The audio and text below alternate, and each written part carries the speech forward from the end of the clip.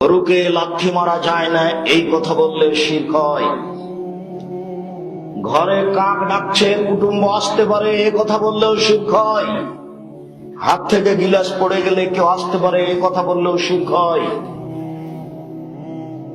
লোকটা মরে যাওয়ার পরে তার রূহ 40 দিন বাড়িতে ঘুরতে থাকে, ইচ্ছা মতো কথা বলে এরকম বললেও শিরক হয়। সূর্য ডুবার সাথে সাথে ঘরে আলো বাতি জ্বালতে হবে, এটাই হিন্দুদের নীতি, এ কাজ করলেও শিরক হয়। স্বামী মরার সাথে সাথে নাকফুল খুলে দিতে হবে, এ নীতিতেও শিরক হয়। স্বামী মারা গেছে 4 মাস 10 দিন সাজগোজ করতে পাবে না, নতুন পোশাক পরতে পাবে না, তার নাম শোক।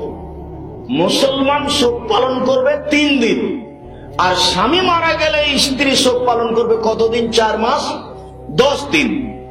তো সে 4 মাস 10 দিন নতুন পোশাক পরতে পাবে না, সাজগোজ করতে পাবে না, কিন্তু নাকের ফুল খুলে দিতে হবে হাতে হাতে, এটাকে বলে একই কথা।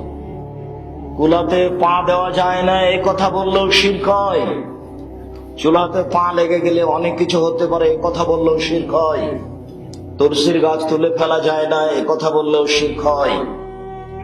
আমি কথা বলছিলাম, টিকটিকি টিকটিক করে উঠলো, বললাম ঠিক বলেছি, এ কথা বললেও শিরক হয়।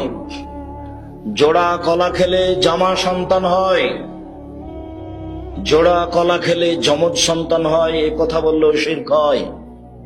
জুতা পায়ে দিয়ে ধানের উপরে হাঁটা যায় না এই কথা বললেও শিরক হয়। বাচ্চা ছেলে মেয়ে জন্ম নিয়েছে, রাতে লোহা হাতে করে বের হতে হবে, নইলে বাচ্চাকে চোরাচন্নি পাখিতে ধরবে এ কথা বললেও শিরক হয়। আতর ঘরকে লক্ষ্য করে মায়ের কাছে কত সেরে কাছে, দাদির কাছে কত সেরে কাছে, আল্লাহ ভালো জানে।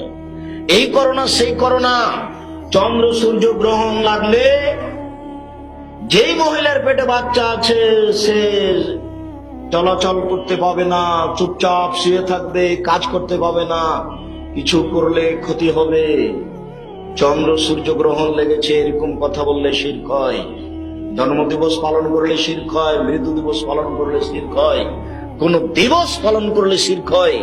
কবরের কাছে কিছু চাইলে শিরক হয়, কবরে মানত মানলে শিরক হয়, কবরে কিছু দিলে শিরক হয়।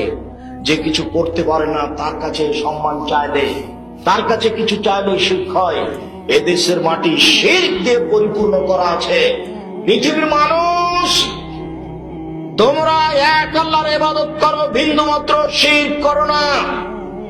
হাদিসে কুদসি মানে আল্লাহর নবীর মুখের ভাষা, সরাসরি আল্লাহ বলছেন, তার নাম হাদিসে কুদসি।